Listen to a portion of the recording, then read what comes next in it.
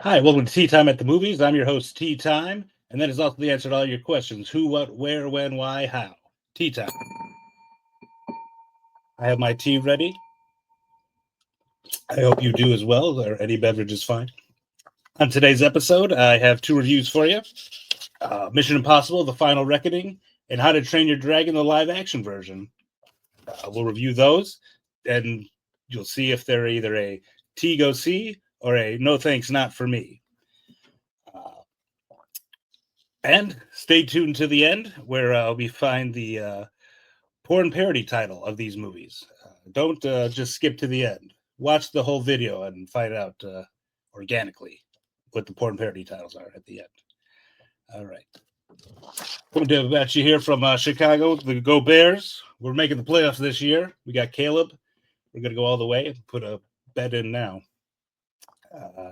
This is a movie review podcast. It's obviously an homage to Siskel and Ebert. I was a big fan of the show. I watch a lot of their old reviews. If you ever haven't seen their episode or their TV show, go ahead and do yourself a favor and watch it on YouTube. Tons of clips on online. They're a great duo. One was fat, one was bald. And on this this podcast here, guess what? I'm fat and bald. Shield your eyes. Watch the glare. I'm a double threat in the movie review industry, fat and bald. All right.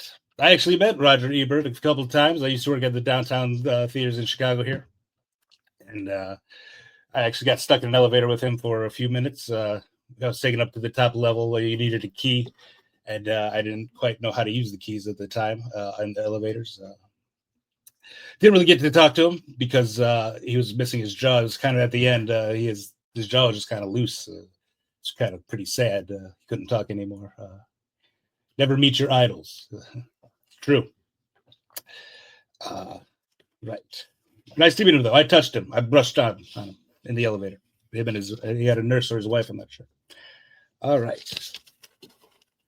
Excuse me. This is my first time broadcasting here. My first podcast. Excuse me for any errors here. I do have a microphone. I couldn't get the sound mixer to work, so I'm using the old telephone here for the microphone. So we're just going to move on. We're not going to stop.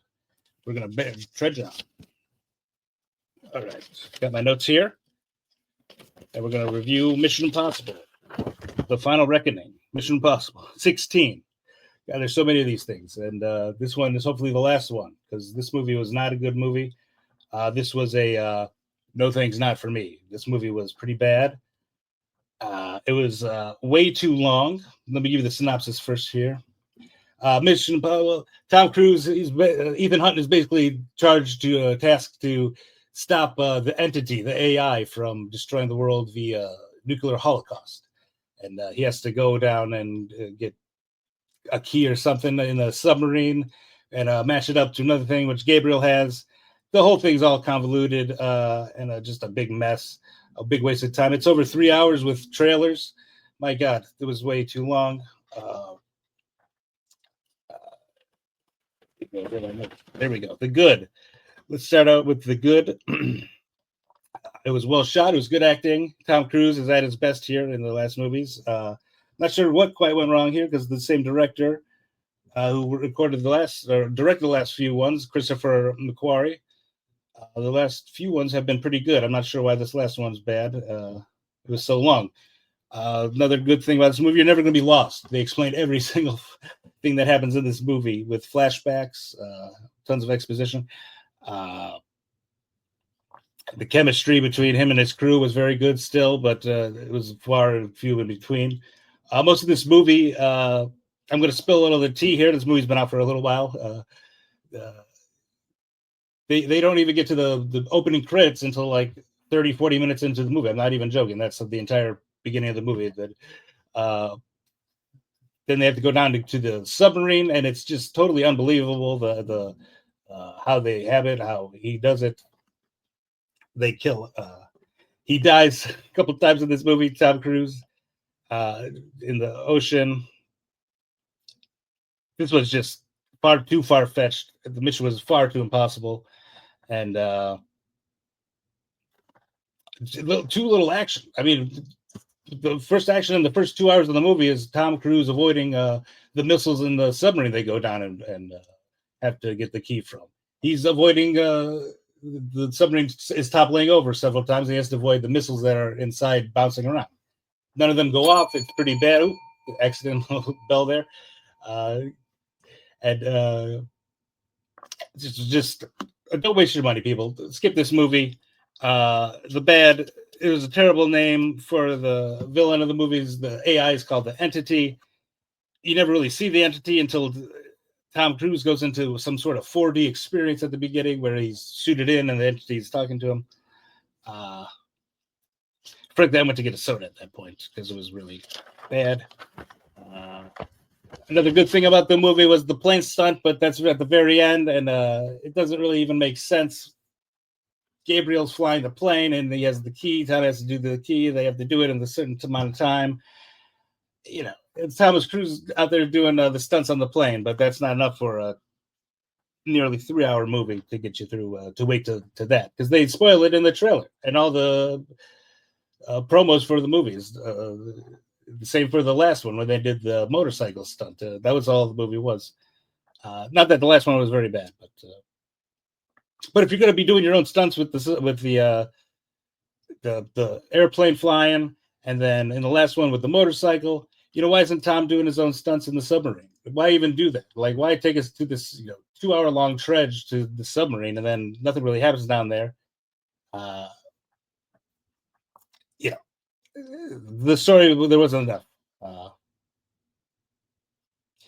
Here we go. And the other thing about this movie, they didn't play the theme song hardly ever in the first 2 hours of the movie. They themed it a little bit. They edged us a little bit. But Mission Impossible, we want to hear the theme song. That's most of it. Just get us going, get the blood going, get the action. I guess if there's no action, they don't need the music until the end when there's a little bit of action. The best part of the movie was in the plane when Tom is trying to get the thing from Gabriel, and Gabriel's flying, and Tom grabs his arm and snaps it. It was great. But I waited 2.5 hours to see that. It was not worth your time. This was a no thanks, not for me. Skip it. Hopefully this is the last one. Hopefully maybe they reboot it. Maybe Tom takes a back seat for the next one. They pass the torch on. Every voice in this movie was like ASMR. Gabriel, Tom, the president, everybody. It's just an ASMR fest. Everybody's very well spoken. Maybe some after effects. All right. Next review here. How to Train Your Dragon live action. When the first one came out, the cartoon, I never saw it. I guess I was pretty old. I think it came out in 2010 here. Excuse me. I have my notes. How to Train Your Dragon. Yes. Well, I don't have the cartoon pulled up. Just all right. So, How to Train Your Dragon tells the story of Hiccup. He lives in a land of Berk, an island called Berk, with the Vikings. It's a tale of Vikings. If you've seen the original, you're gonna love this. It's very a shot-for-shot remake.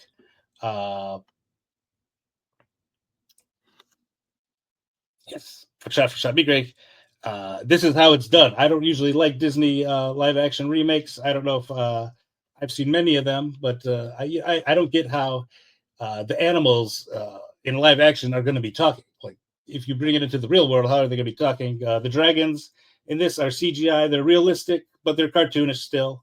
I enjoyed the fat dragons the most. Those were fun. A lot of fat Vikings for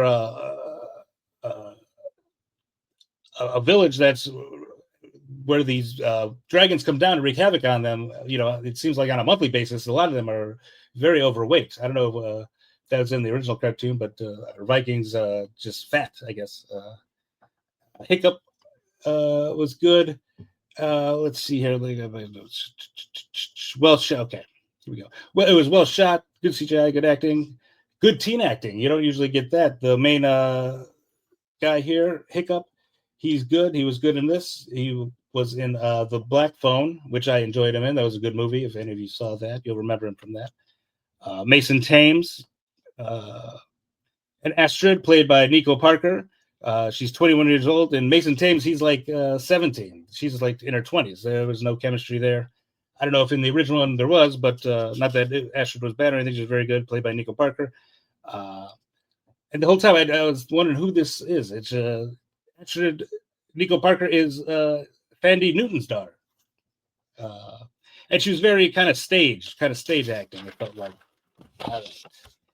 Gerard Butler plays Stoic. He was very good in this role. I think he played Stoic in the first one as well. And he, when you cover Gerard Butler's mouth, he's very believable, his acting skills.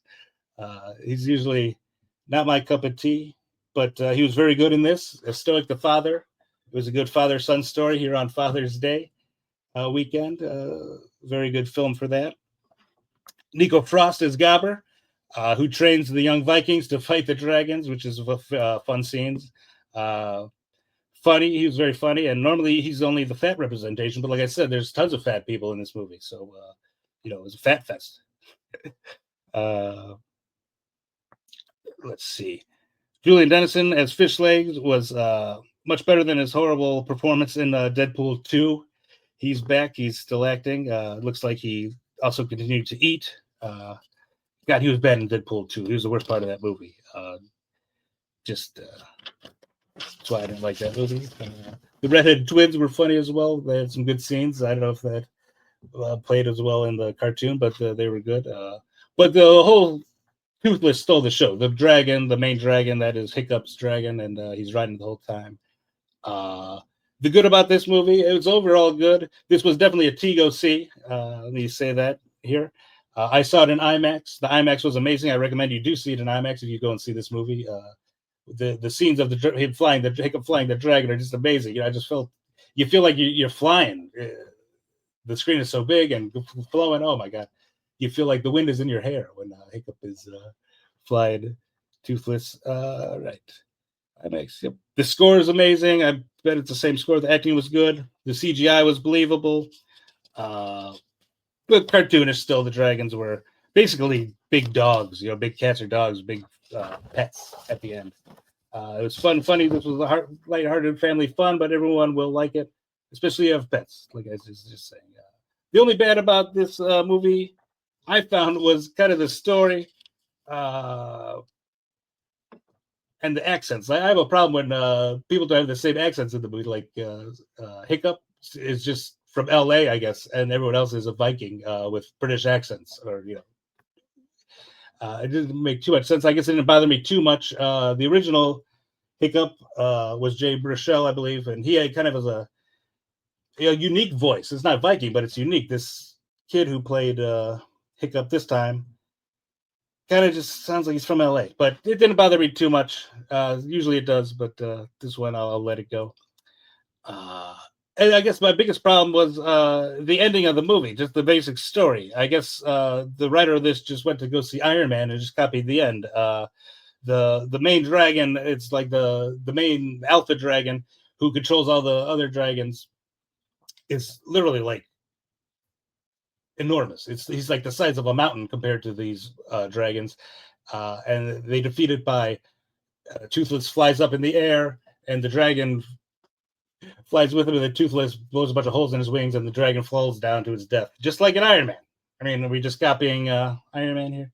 But just a small thing I have. All right. Let's see any other thing I had here. Skyscraper fetched. But it's a modern day Disney tale. It's not that serious. It's a kids movie. You'll have fun watching this movie. The only other thing I had a problem with is, what a terrible name for a movie. How to Train Your Dragon. Like the whole first part of the movie until you get to the end when they befriend the dragons is them fighting the dragons and murdering the dragons. That's maybe a different title would have been better for this movie, but small gripes I had. You're going to enjoy this movie. This was definitely a T go see. All right. And the moment you've all been waiting for, the porn parody title here for these two movies. Let's see. Mission Impossible, The Final Reckoning. We have Mission Impossible, The Final Dickening. Excuse the background noise. That's Liza Jane. She's my pit bull. She's sleeping. We're trying not to wake her. And let's see. How to Train Your Dragon, the porn parody title. How to Drain Your Drag-On. It's a trans man, a drag queen named On, and how to drain On. You know, they're not all going to be great, but tune in next time where we're going to review the Phoenician Scheme and the Materialists. These were the reviews for this episode. Thanks for tuning in. Remember, when watching these movies in general, that the sage advice that there is no spoon from the Matrix. And thanks for tuning in here. I really appreciate that. My first episode. And just remember, the T stands for truth, and that's a guarantee. I'll see you guys next time.